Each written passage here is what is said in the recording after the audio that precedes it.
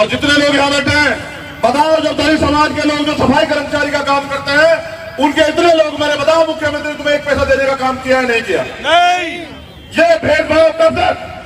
मुख्यमंत्री क्या समझते हैं खुद को? हम जानवर हैं, हम कीड़े मकोड़े हैं, हम गाजर मूली हैं। जब चुनाव का समय आएगा तो हमारे लोगों के पैर धोएंगे, और जब चुनाव खत्म हो जाएगा फिर उनको याद दिलाएंगे कि तुम कौन हो। मैं अपने लोगों को कहना चाहता हूं, तुम याद क्यों नहीं रखना चाहते तुम कौन हो? छूते नहीं छूते हमारे पैर? बताओ, हमारे पैर भी धोते हैं और क्या कहते हैं वोट दे दो, और चुनाव के बाद हमारी खाल तारते हैं। और खाल तो बहुत लंबे समय से हमने तारी है। जब तक संविधान नहीं था तब तक हम खाल तारते थे, और संविधान आने के बाद ये हमारी खाल तार रहे हैं। देखिए, बहुत सारी बातें मैं यहां से नहीं कर सकता हूं, लेकिन मैं आपको कहना चाहता हूं कि आप तैयार हो जाना। ये तो छाती है, पिक्चर तो भी बाकी है। जो हमारा बिल्कुल हिस्सा है, जिसने देश की तमाम लड़ाइयां लड़ी है, जो हमारा अपना खून है, जो उससे बिछड़ा हुआ, जिसको इकट्ठा में करना है, जिसको तमाम तरह से धर्म के नाम पे यूज करके हमारे खिलाफ बनाते हैं। ये जो तमाम लोगों ने पगड़ी पहनी है, पगड़ी का मान रखोगे नहीं रखोगे? बताओ, रखोगे नहीं रखोगे? अगले 3 दिन बाद सोना, बैलेट के साथ बुलेट की तैयारी भी रखनी है। तुम्हारी वोटों को चुराना ले, समझ रहे नहीं समझ रहे? ऐसा ना हो तुम सो जाओ और वो लोग मक्कारी कर जाए। लोग मुझसे कहते हैं ईवीएम का क्या करोगे? तो हमने कहा कि हमारा झंडा और डंडा दोनों बहुत मजबूत है। मैं तुमसे पूछना चाहता हूँ, मजहब के नाम पे जो कत्ल हो रहे, क्या तकलीफ नहीं मानते हो? क्या बंद होना चाहिए नहीं होना चाहिए? कौन बंद कर सकता है? जो सत्ता में है और सत्ता तुम्हारी नहीं है, कौन बंद करेगा बताइए? मिलाओ हाथ और पकड़ो ऐसे हाथ एक दूसरे के, और करो वादा खुद में कि कोई हमारी एकता को नहीं तोड़ पाएगा, किसी भी तरह का धोखा हमें बेवकूफ नहीं बना पाएगा। और अगर आप इस लड़ाई को लड़ने के लिए तैयार हैं, तो मैं जिम्मेदारी से कहता हूं कि हम लोग भी तैयार हैं। जहां आपका पसीना पड़ेगा हम लोग खून देंगे।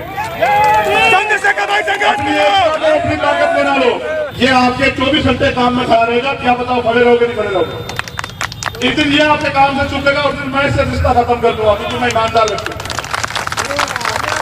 और मैं इसे आगे बढ़ता देखना चाहता हूं। मैं बढ़ता देखना चाहता हूं हर उस गरीब के बच्चे को जिसके अंदर आग है कुछ करने के लिए, देश के लिए।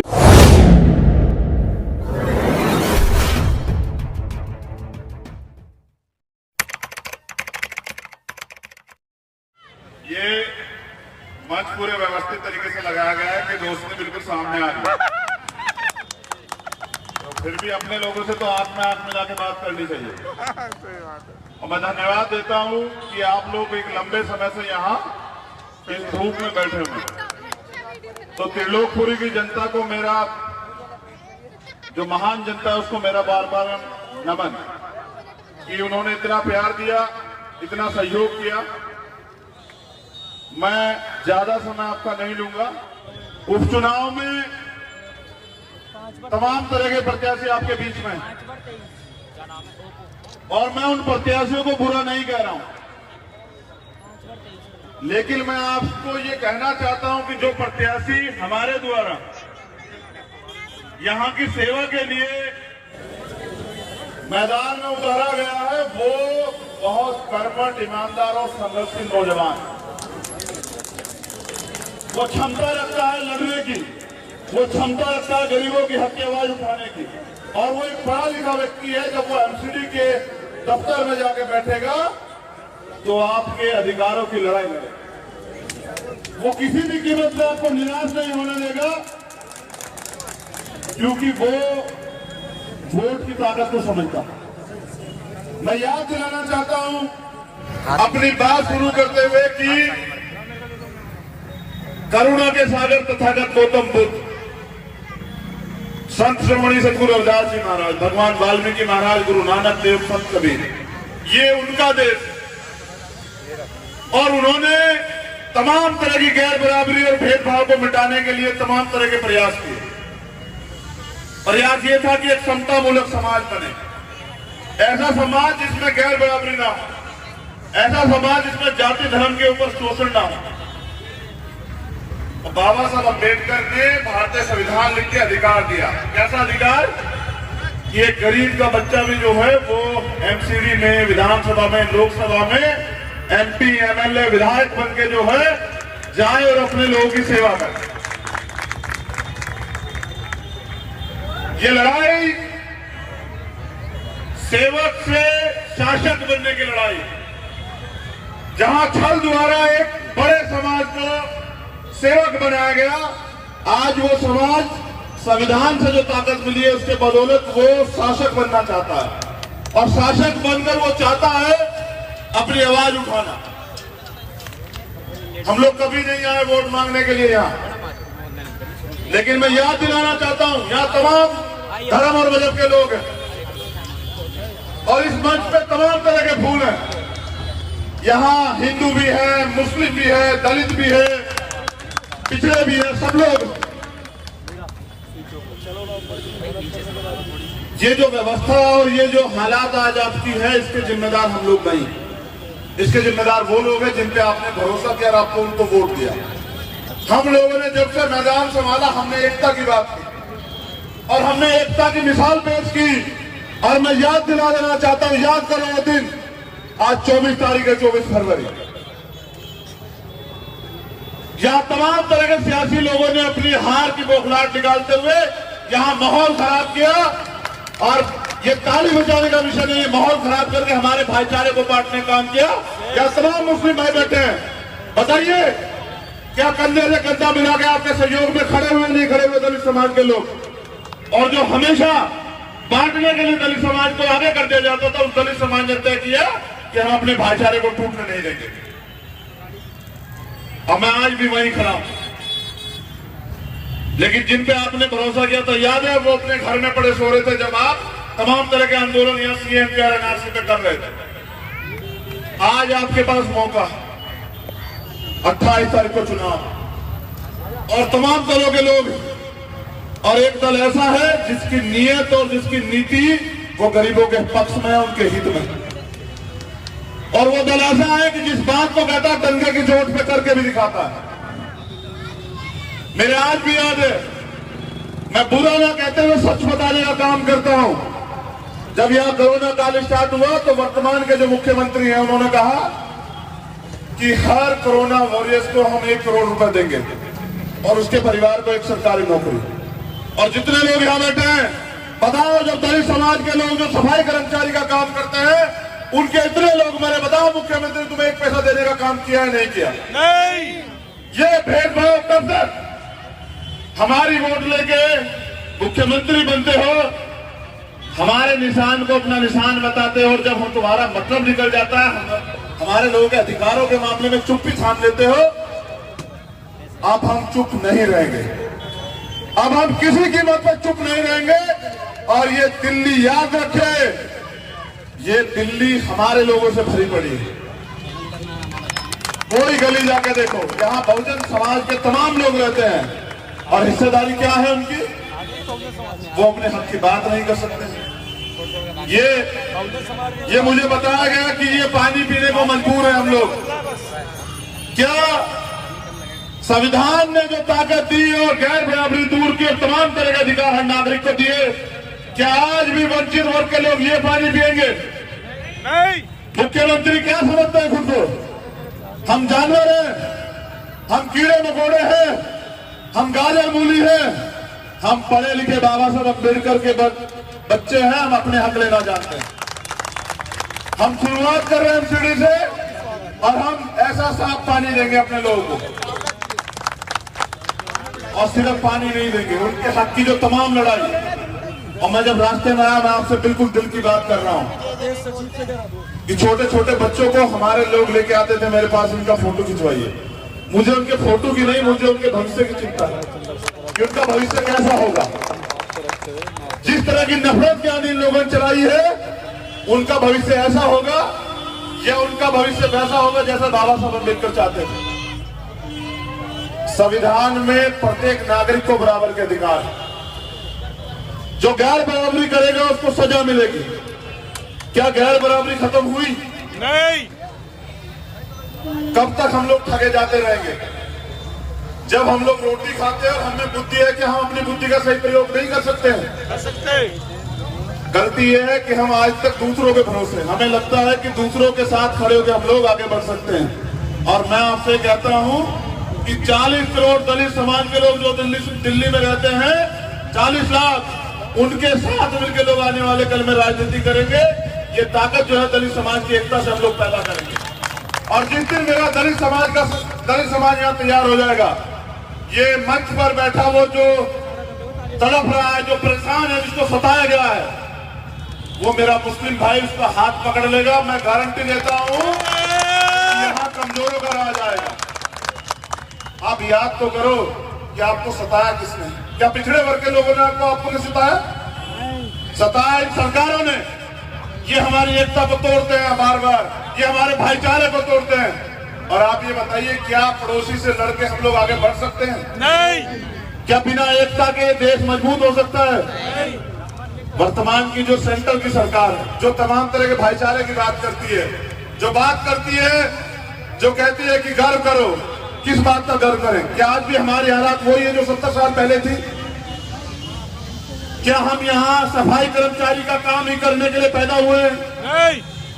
क्या बाबा साहब के संविधान ने हमें अधिकार नहीं दिया कि हम डॉक्टर बने, इंजीनियर बने, क्लर्क बने, हम जज बने, हम IAS बने, IPS बने और हम नेता बने, इस देश को चलाए? क्या इतना अधिकार बाबा साहब ने हमें नहीं दिया?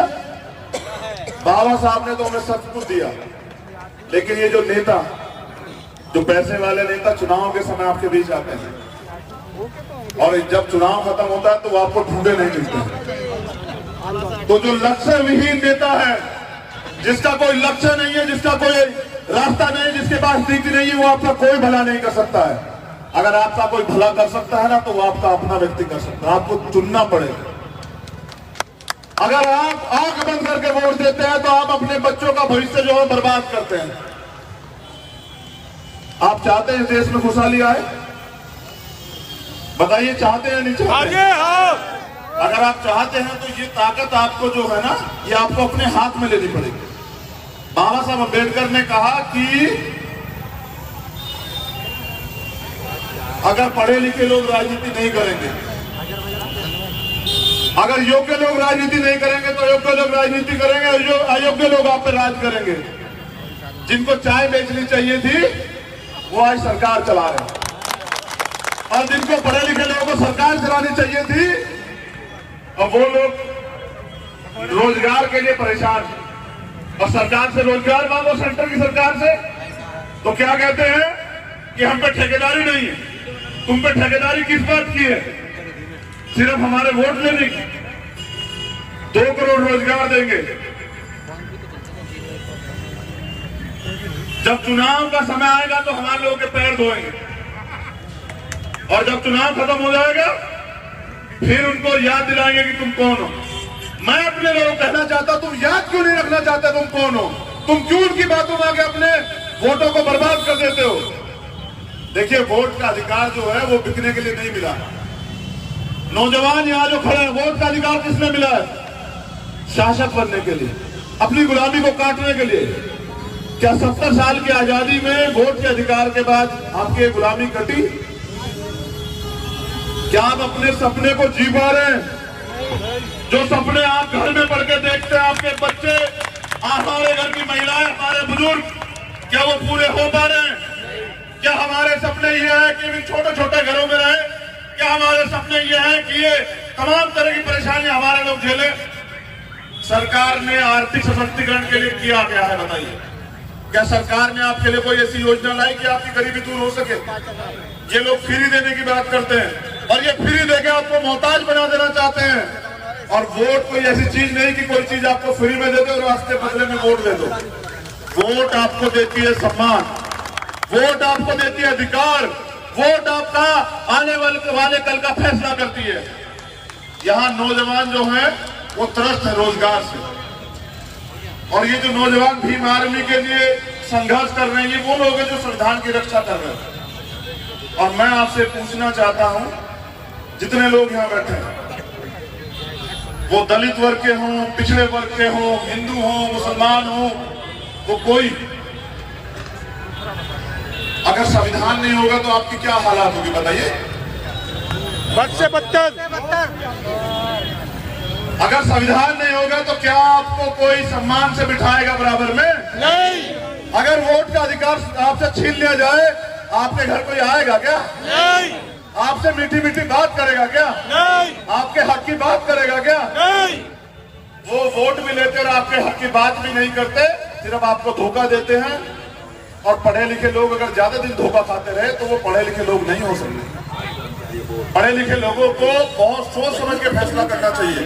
और सोच समझ के फैसला ऐसे होता, मैं बताता हूँ कि यहाँ भारतीय जनता पार्टी के लोग आएंगे आपके बीच वोट मांगने के लिए और बात करेंगे हमारे गुरुओं महापुरुषों की, लेकिन जब हाथरस में हमारी बच्ची को तड़फाया जाएगा, जब उसकी हत्या होगी, जब उसके शरीर को नोचा जाएगा और उसके शव को, जिस बहन को हमने इतने लाड़ प्यार से पाल के तैयार किया, जिसकी कसम भी हम लोग नहीं खाते, जब उसके शव को कचरे की तरह जला दिया जाएगा, तब ये भारतीय जनता पार्टी के लोग वहां पंचायत करेंगे और ये कहेंगे कि हम अपराधियों के साथ खड़े हैं।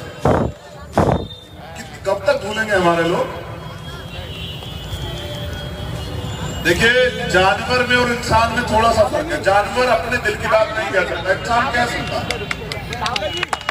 अगर आपका जमीर जिंदा, आप अपने लोगों की कदर करते हैं और आप अपने लोगों का उज्जवल भविष्य चाहते हैं, तो इन मक्कारों से आपको सावधान रहना पड़ेगा। ये मक्कार कभी आपके थे नहीं। अगर ये होते तो बहुत दिनों सत्ता में है, आपकी जिंदगी बदल गई होती। ये जाति और धर्म के नाम पे लड़ाने वाले लोग, ये बांटने वाले लोग, इन्हें सिर्फ सत्ता चाहिए और हमें अपने लोगों के अधिकार चाहिए, उनकी सुरक्षा चाहिए। और ये सुरक्षा आपको तब मिलेगी जब सत्ता आपके हाथ में है। ये एमसीडी का चुनाव 1 साल का चुनाव होगा। कितने दिन का चुनाव है? 10-11 महीने का। आपने पुराने लोगों को देखा, क्या 11 महीने का समय जो है हमें मिलना चाहिए, नहीं मिलना चाहिए बताइए? और 11 महीने में हम वो करके दिखाएंगे जो लोग 5 साल में नहीं कर पाए, क्योंकि उनकी नियत ही नहीं थी। मैं विश्वास दिलाना चाहता हूँ, ये रिजर्व सीट है। हमारे मुस्लिम भाइयों को तो वोट ही लेनी है। अगर वो मुझे प्यार देंगे, मुझे सहयोग करेंगे, मैं सूद समेत जो है इसका हिसाब करूंगा, याद रखना। मैं वो व्यक्ति हूँ, मैं नहीं, हम हैं सब लोग। ये हमारे नेता हिमांशु वाल्मीकि जी, ये हमारे नेता रविंद्र कुमार भाटी जी, ये हमारे नेता गुलजार सिद्दीकी जी, ये हमारे नेता राजकुमार जी, ये हमारे नेता एडवोकेट साई साहब, ये हमारे नेता ये खून के रिश्ते वाले मेरे भाई, ये कपिल साहब, ये चावला जी, ये चंद्रा जी, ये कनीत, ये आफ्ताब, ये हमारी बहन यहाँ ये दिन रात एक करके हमारी बहनों को समझाने का काम कर रही है। इसको मिलेगा क्या यहाँ से, आप बताइए? मान सम्मान। इसको मिलेगा कि समाज में एक नई लहर जाएगी कि अब समाज के लिए जो लोग लड़ रहे हैं उनको साथ देने के लिए उनके लोग खड़े होंगे। और मैं बस ये चाहता हूं कि आप 11 महीने के लिए मुझे सपोर्ट करें, साथ दें। और आपका 11 महीने का साथ दिल्ली में नहीं, दुनिया में एक नया संदेश देगा। और वो संदेश आपने दिया भी है।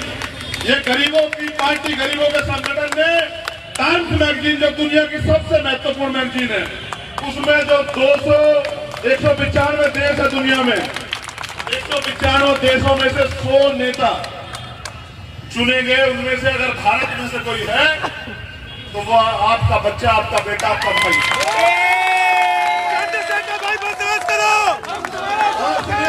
भाई संघर्ष करो। ये इसलिए संभव हो पाया, ये इसलिए संभव हो पाया क्योंकि वहां की मीडिया पे यहाँ की सरकारों का पहरा नहीं। समझ रहे? अगर वहां की सरकार या वहां की मीडिया पे पहरा होता तो ये कहते कि इसको मत देना। एक तो दलित समाज का और ऊपर से मोदी का पूर्ण विरोधी, इसको मत देना किसी भी कीमत पर। समझ रहे हो? देखो, मुझे मोदी से नफरत नहीं है, मुझे नफरत है उनके कार्यों से। मैं इंसान से नफरत नहीं करता हूँ, क्योंकि मैं मानवता से प्रेम करता हूँ। मेरे गुरुओं महापुरुषों ने मुझे यही सिखाया। मैं नफरत करता हूँ उनकी नीतियों से, और उनकी नीतियां देश हित में नहीं है। वो क्या कर रहे हैं? सरकारी उपकरण बेच रहे हैं। 1,75,000 करोड़ रुपए कहां से लाएंगे? सरकारी उपकरण बेच के। और उन सरकारी उपकरणों से आपके काम चलते हैं आसानी से। अगर सरकारी बस चलती है तो क्या किराया सस्ता नहीं है क्या? क्या आपको सीमित पैसे में संसाधन नहीं मिलते हैं क्या? आप ये बताओ, सरकारी हॉस्पिटल में जोर दबाव नहीं है क्या इलाज करवाने के लिए? प्राइवेट में कोई गरीब को घुसने देगा?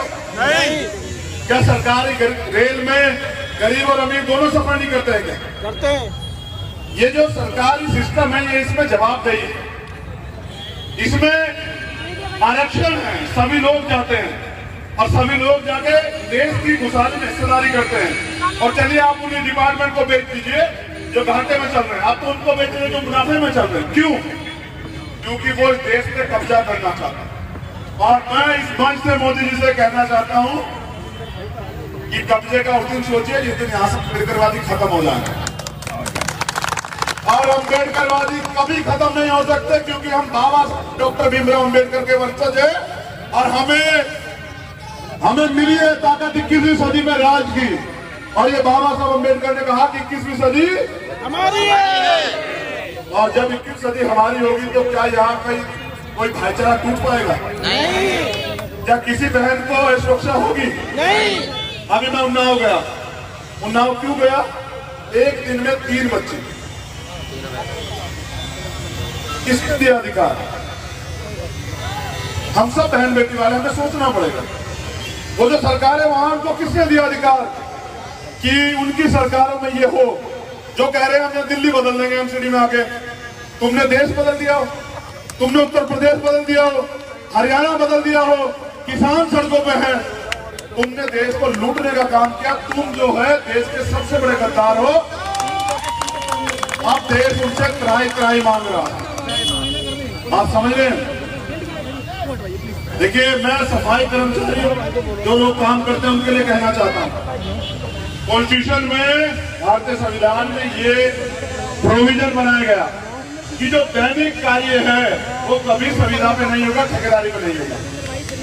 लेकिन जब 40-50 हजार रुपए की तनख्वाह जो है सफाई कर्मचारी परिवार देने लगा और उस बाप ने सोचा, जैसे मेरे पिताजी ने सोचा कि नहीं मैं अपने बच्चे से ये काम नहीं करा। अब तो संविधान आ गया, गैर बराबरी दूर हो गई, मेरे बच्चे को पढ़ने का अधिकार है, अब मैं उसको डॉक्टर बनाऊंगा, मैं उसको इंजीनियर बनाऊंगा, मैं उसको वकील बनाऊंगा, मैं उसको जज बनाऊंगा, मैं उसको आर्मी में भेजूंगा, मैं उसको पुलिस में भेजूंगा, मैं उसको IAS IPS बनाऊंगा।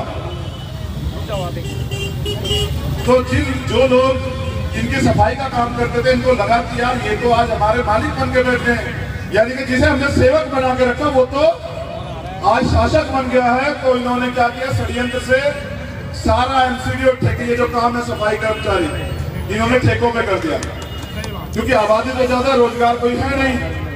अब 8,000 में हमारा आदमी कर रहा, और 8,000 में जो कमाता है क्या वो प्राइवेट स्कूल में बच्चे को पढ़ा सकता है? अगर वो पक्का मकान बनाना चाहे तो कितने दिन उसको तैयारी करनी पड़ेगी? जिंदगी भर। अगर उसका बच्चा बीमार हो जाए तो वो उधार मांगता फिरेगा। हमें मजबूर किया गया है कि हम इनके मोहताज बने रहे, हम रोटी की लड़ाई लड़ते हैं। क्या सिर्फ रोटी की लड़ाई नहीं लड़ेंगे भाई, हम इस देश पे राज करेंगे, हम इस देश को चलाएंगे, हम इस देश के लिए नीतियां बनाएंगे। जो लोग फ्री देना चाहते हैं ना उनको मैं बताना चाहता हूँ, वो कुछ नहीं दे रहे आपको फ्री। सरकार कैसे चलती है आपको पता है? जो गरीब लोग टैक्स देते हैं उसके पैसे से। मुख्यमंत्री अपनी जेब से नहीं देता पैसे। आप एक शर्ट खरीदते ना, आप एक गुब्बारा भी खरीदते उस पर टैक्स लगता है, नमक के पैकेट पे भी टैक्स लगता है। उस टैक्स से जो है वो टैक्स सरकार को जाता है, सरकार उस पैसे से चलती है। ये जो फ्री देने वाले हैं ना, इनके लिए हमें अपने समाज को तैयार करना पड़ेगा कि हम यहाँ फ्री मांगने के लिए नहीं बैठे। वो दे रहे हैं और आप क्या कर रहे हैं? ले रहे हैं। देने वाला बड़ा होता है या लेने वाला? कौन बड़ा होता है? देने वाला। बड़ा कौन हुआ? आप। मालिक लोकतंत्र में आप है, वो है। हम। और मालिक कौन बना अभी? समझ रहे? देखिए 7 चीजें गारंटी देता है लोकतंत्र। प्रत्येक नागरिक को रोटी, उसको कपड़ा, उसको मकान, उसको चिकित्सा, उसके लिए शिक्षा, उनकी सुरक्षा और उनके लिए रोजगार। ये 7 चीजें सरकार की गारंटी होती है, सरकार देती है। समझ रहे? और सरकार कह रही है हम तो फ्री दे रहे हैं। ये 7 चीजें देने के बाद तब जाके लोग खुशहाल होते हैं। तो सरकार अभी कुछ भी नहीं दे रही है। और हमें देने वाला समाज नहीं, लेने वाला समाज नहीं बनना, देने वाला समाज बनना, क्योंकि वोट की ताकत जो है हमारे पास। तो मैं चाहता हूं कि आप इनके आगे कमजोर ना समझे, आप इनके आगे खुद को ताकतवर समझे, क्योंकि चुनाव से 2 महीने पहले ये तमाम लोग आपके पैर छूते आते बैठे। मेरे पिताजी यहाँ, वो जो पीछे बैठे उधर, दल सिंह पहलवान जी, छूते नहीं छूते हमारे पैर? बताओ, हमारे पैर भी धोते हैं और क्या कहते हैं, वोट दे दो। और चुनाव के बाद हमारी खाल तारते हैं, और खाल तो बहुत लंबे समय से हमने तारी है। जब तक संविधान नहीं था तब तक हम खाल तारते थे, और संविधान आने के बाद ये हमारी खाल तार रहे हैं। देखिए, बहुत सारी बातें मैं यहां से नहीं कर सकता हूं, लेकिन मैं आपको कहना चाहता हूं कि आप तैयार हो जाना। ये तो झांकी है, पिक्चर तो भी बाकी है। पिक्चर दिखाएंगे दिल्ली को 2023 में, 23 में, 22 में, 22 में, 22 में, 22 में दिखाएंगे सेंटर को, और 25 में दिखाएंगे दिल्ली को। और हम बताएंगे कि गरीब लोग जो है शासन करेंगे, गरीब के बच्चे नेता बनेंगे, गरीबों की सरकार आएगी, गरीब अपने हक की लड़ाई खुद लड़ेंगे। वो किसी अमीर के आगे घुटने नहीं टेकेंगे, वो किसी अमीर की चौखट पे गर्दन नहीं रगड़ेंगे, वो किसी के आगे अपनी आंख नीची नहीं करेंगे, और वो करेंगे तो देश की सेवा और अपने समाज की सेवा। संविधान से पहले क्या मूछे रखने की इजाजत थी? नहीं। क्या आपको मूछे रखने में आनंद नहीं आता है? क्या आता है? नहीं आता है? आता है। और ऐसे मरोड़ने में मजा आता है। कितना मजा आता है? बस पूछो मत। इससे ज्यादा चंद्रशेखर भाई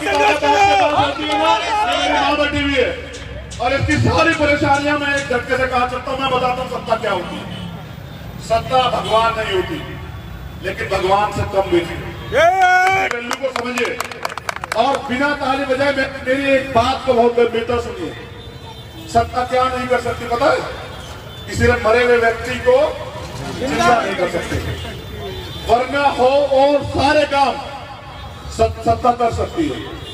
सोचे मैं यहाँ सत्ता में हूँ, मेरी कोई भी एक व्यक्ति खड़ा होकर कहे कि भैया मुझे चाहिए, बताओ मैं उसको दे सकता नहीं दे सकता हूँ? दे सकते भाई। ये नौजवान बैठा हमारा भतीजा, तुम पढ़ रहे हो लवीस, तुम्हें रोजगार चाहिए, कि हम तुम्हें रोजगार दे सकते नहीं दे सकते हैं? दे सकते हैं। जब तुम्हारा सपना हम एक कदम से पूरा कर सकते हैं, तो तुम लोग सत्ता में क्यों नहीं आना चाहते? बताओ। तुम लोग सत्ता में आ सकते हो क्योंकि जैसा मैंने कहा, कितनी आबादी है दलित समाज? दलित समाज कितनी है? 40% दलित समाज और 30% मुस्लिम समाज, और 18% बैकवर्ड का जो हमारा भाई, जो हमारा बिल्कुल हिस्सा है, जिसने देश की तमाम लड़ाइयां लड़ी है, जो हमारा अपना खून है, जो बिछड़ा हुआ, जिसको इकट्ठा हमें करना है, जिसको तमाम तरह से धर्म के नाम पे यूज करके ये हमारे खिलाफ लड़ाते हैं। सरकार किसकी होनी चाहिए? हमारी। वोट हमारा तो राज किसका होना चाहिए? वोट हमारा, राज तुम्हारा। नहीं चलेगा, नहीं चलेगा। अब तो चल रहा है, अब नहीं चलेगा। समझ रहे हो? देखो, इतने लोग बैठे, इनके दम पे तो मैं दिल्ली जीत लूंगा। ये तो समझ रहे नहीं समझ रहे? हम लोग यहाँ गुलामी करने के लिए नहीं पैदा हुए। हमें संविधान मिला है, हम संविधान की ताकत पे यहाँ नेता बन सकते हैं, हम यहाँ मालिक बन सकते हैं। और मुझे पूरा भरोसा है कि हम आने वाली जो पीढ़ी है वो गुलामी बर्दाश्त नहीं करेगी। आप बताओ, गुलामी बर्दाश्त करोगे क्या? हमारा मुल्क, मैंने कल भी कहा कि एक ईंट उठा के देखिए, मजदूरों की मेहनत लगी हुई है। ये जो तमाम बिल्डिंगें बनी हुई हैं, लेकिन मजदूरों के लिए इनके रास्ते नहीं दिए हमें, ये मालिकों की। मजदूर जो इस देश का बड़ा परिवार है, जो तमाम वर्गों से आता है, क्या उसको मालिक बनना चाहिए? नहीं बनना चाहिए? बनना चाहिए भाई। ये इसकी सब वैल्यू समझते हो नहीं समझते हो? ये जो तमाम लोगों ने पगड़ी पहनी है, पगड़ी का मान रखोगे नहीं रखोगे? बताओ, रखोगे नहीं रखोगे? अगले 3 दिन मत सोना, बैलेट के साथ बुलेट की तैयारी में रखनी है। तुम्हारी वोटों को चुरा ना ले, समझ रहे नहीं समझ रहे? ऐसा ना हो तुम सो जाओ और वो लोग मक्कारी कर जाए। लोग मुझसे कहते हैं ईवीएम का क्या करोगे, तो हमने कहा कि हमारा झंडा और डंडा दोनों बहुत मजबूत है, हमारी वोट को कोई नहीं चुरा सकता। समझ रहे? तो मैं ये आपसे कहना चाहता हूँ, अगले 3 दिन ना सोना, अगले दिन 3 दिन पूरी ईमानदारी से मेहनत करना, और जब रिजल्ट आपके पक्ष में आए उस दिन खुशी मनाना। उससे पहले कभी कभी बचपन में मैंने पढ़ी कि एक कछुआ और एक खरगोश रेस में दौड़ रहे थे, और रेस में जो खरगोश दौड़ रहा था उसे लगा मैं तो बहुत बलशाली हूँ, मैं तो बहुत तेज दौड़ सकता हूँ। वो तेज नीचे बढ़ के क्या हो गया, और जीता कौन? अभी भी कछुआ जीत रहा है। जीतना किसे चाहिए? जो मेहनत का कौम है, जो कमेरा वर्ग है, उसको जीतना चाहिए। जीत कौन रहा है? लुटेरे लोग जीत रहे हैं। अपने देश को बचाना नहीं बचाना भाई, अपने देश को ताकतवर बनाना नहीं बनाना है। भारत की जो दुनिया में पहचान है उसको बना के रखना नहीं बना के रखना। मैं अपनी बात को खत्म करने से पहले एक जानकारी आपको दूंगा। देखिए, सरकारों को तो पेट्रोल मिलता है फ्री, और आपकी मोटरसाइकिल से लेकर गाड़ी तक पेट्रोल आपके पैसे से आता है। पेट्रोल का दाम कहाँ जा रहे हैं? सरकार को कोई दिक्कत हुई नहीं। रसोई गैस के दाम कहाँ जा रहे हैं? तमाम तरह के जो आप यूज करते घर में सामान के दाम कब जा रहे हैं? किसानों के अन्न को लूटने का प्रयास हो रहा है, किसी पे फर्क पड़ा? आपको समझना पड़ेगा। अभी एक खबर आई परसों, मीडिया के लोग नहीं चला पा रहे हैं क्योंकि सरकार का डर है, और हम चैलेंज से कहते हैं हम नहीं डरते सरकार से, क्योंकि हम चोर नहीं है, हम लुटेरे नहीं है, हमने किसी का कुछ छीना नहीं है, हम ईमानदार हैं और हमारी ताकत है, हम किसी से नहीं झुकेंगे। राफेल का जो मामला था ना, एक रिपोर्ट आई कि सरकार ने कहा उस कंपनी को कि अगर आप अंबानी ग्रुप को इसमें नहीं इन्वॉल्व करोगे तो हम आपसे ये राफेल खरीदेंगे नहीं। ये पूंजीपतियों के दलाल आपके हितैषी कभी नहीं हो सकते, ये अमीरों के जो दलाल है ना, ये गरीबों के कभी अपने नहीं हो सकते। गरीबों को अपना रास्ता स्वयं चुनना पड़ेगा। ये जो मेरे भाई खड़े हैं, मैं तुमसे पूछना चाहता हूँ, मजहब के नाम पे जो कत्ल हो रहे, क्या तकलीफ नहीं मानते हो? क्या बंद होना चाहिए? नहीं होना चाहिए? कौन बंद कर सकता है? जो सत्ता में है और सत्ता तुम्हारी नहीं है, कौन बंद करेगा बताइए? हम सब मिलके। तो फिर मिलाओ एक दूसरे के हाथ और पकड़ के ऐलान करो कि हम 28 में से एमसीडी के चुनाव में जवाब देंगे, और आने वाले प्रत्येक चुनाव में अपना भाईचारा कायम करके हम बहुजन समाज के लोग यहाँ दिल्ली में अपनी सत्ता काबिज करेंगे। मिलाओ हाथ और पकड़ो ऐसे हाथ एक दूसरे के, और करो वादा खुद में कि कोई हमारी एकता को नहीं तोड़ पाएगा, किसी भी तरह का धोखा हमें बेवकूफ नहीं बना पाएगा। और अगर आप इस लड़ाई को लड़ने के लिए तैयार हैं तो मैं जिम्मेदारी से कहता हूं कि हम लोग भी तैयार हैं। जहां आपका पसीना पड़ेगा हम लोग खून देंगे। अपनी ताकत बना लो। ये लोकतंत्र है, यहाँ सरों की कीमत होती है, तलवारों की कीमत नहीं होती। और यहाँ कीमत होती है 1000 कलम और 1000 तलवार और 1 कलम। और मैं आपसे सिर को सिर जो है ये इसकी ताकत मांग रहा हूं। अगर इसकी ताकत आपने विक्की पार्चा को दी ये, तो तमाम काम होंगे आपके, और आपको किसी का के हाथ नहीं फैलाना पड़ेगा। ये आपका साथी तैयार हुआ है, आपका ये भगवान नहीं बना है कि आप इसके सामने आप गिड़गिड़ाओ। ये आपके 24 घंटे काम में खड़ा रहेगा। क्या बताओ खड़े रहोगे नहीं खड़े रहोगे? जिस दिन ये आपके काम से चुकेगा उस दिन मैं इससे रिश्ता खत्म कर दूंगा, क्योंकि मैं ईमानदार व्यक्ति हूं और मैं इसे आगे बढ़ता देखना चाहता हूं। मैं बढ़ता देखना चाहता हूं हर उस गरीब के बच्चे को जिसके अंदर आग है कुछ करने के लिए, देश के लिए, समाज के लिए, के लिए, परिवर्तन के लिए। क्या निराश तो नहीं करोगे? तो करो वादा कि तुम पूरी मेहनत से इनकी लड़ाई लड़ोगे। मैं वादा करता हूँ पूरी जनता को कि मैं पूरी शिद्दत के साथ, ईमानदारी के साथ में इस लड़ाई को पूरा करूंगा। मैं जितने भी हमारे जो करप्ट लोग हैं उनको मुंह तोड़ जवाब दिया जाएगा। जो उन्होंने जो रेडी पटरी वालों से भाई जो कर रखी है वो बंद करी जाएगी, और जो लैंडरों पे जो भाई चल रही है हमारे यहाँ पे वो बंद की जाएगी, और जो नालियों की जो दिक्कत चल रही है उसके ऊपर पूरा डे 1 से उस पर काम किया जाएगा। जिस दिन हमारा रिजल्ट आएगा उससे 1.5 मंथ से उसमें डे वन से काम किया जाएगा और पूरे वार्ड को हम ऐसा कर देंगे कि पूरा दिल्ली का पूरा इंडिया देखेगा कि त्रिलोकप्रिय का जो पहला जो राजा पार्टी का जो बना है कि उसने पूरा उसको बदल दिया है। मैं विश्वास दिलाता हूँ अपने सारे भाइयों को, अपनी बहनों को, माताओं को, अपने बुजुर्गों को। ले ले सेल्फी। मैं शायद दोबारा आपके बीच इस चुनाव तक ना आ पाऊं, लेकिन मैं चाहता हूं कि अब तमाम तरह के लोग आपके बीच आए। फैसला आपका। आप बाद में ऐसा ठगा महसूस तो नहीं करेंगे जैसे आपने दिल्ली में सरकार बना के किया। नहीं, ये आपका फैसला। तमाम तरह के लोग आएंगे और तमाम तरह के दावे करेंगे और मैं सिर्फ एक अवसर की तलाश कर रहा हूं कि मुझे अवसर मिले और मैं करके दिखाऊं कि हम लोग क्या कर सकते हैं। और हम तमाम जगह प्रयास कर रहे हैं और कोई मामला हो, कोरोना काल हो, चाहे वो किसानों का हो, चाहे वो गरीबों का हो, चाहे मजदूरों का हो, आप तमाम लोग जानते हैं जब यहाँ के कोरोना काल में मजदूर परेशान थे, टीम आर्मी की टीम एक रात तक उनके लिए खाने की व्यवस्था कर रहे थे। हम गरीब परिवार से, हम गरीबों के दर्द को समझते हैं और हम विश्वास दिलाते हैं कि आने वाला कल सुनहरा होगा। बस आपके साथ की जरूरत है। क्या आप साथ देंगे? बिल्कुल भाई। आप दोनों हाथ उठा के बताइए साथ देंगे तो। तेरा फोटो नहीं खींचा। मैं विश्वास दिलाता हूं कि हम सब लोग अपनी एकता से ताकत बनाएंगे, रिश्ते बनाएंगे और किसी भी तरह का सांप्रदायिकता का जो माहौल बनाने का प्रयास करेंगे लोग, उसको किसी भी कीमत पे असली जामा पहनने नहीं देंगे। हम भाईचारा बना के रखेंगे। हम एक दूसरे के सुख दुख की लड़ाई लड़ेंगे और हम एक दूसरे को भाई होने का विश्वास दिलाएंगे। मैं इसी बात के साथ आपसे निवेदन और विनती चाहता हूँ, जाने की इजाजत चाहता हूँ और उम्मीद करता हूँ कि आप लोग इस चुनाव को अपना चुनाव समझ के दिन रात मेहनत करेंगे।